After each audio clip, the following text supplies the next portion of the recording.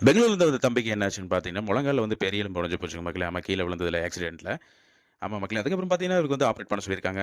அதுல வந்து இவருக்கு உடன்பாடு இல்ல. அதுக்கப்புறம் நம்ம வீடியோ பார்த்ததுக்கப்புறம் நம்ம வைத்தியசாலைக்கு வந்துட்டாரு. வந்ததுக்கப்புறம் நாம என்ன பண்ணோம்னு பார்த்தீங்கன்னா, உடைஞ்சிருந்த எலும்ப வந்து பெர்ஃபெக்ட்டா எடுத்து பொருத்தி மொதக்கட்டு போட்டோம். மொதக்கட்டு போட்டு திரும்ப 2வது கட்டுல பார்த்தீங்கன்னா, ஸ்டிக்க வச்சு நடக்க சொன்னோம்.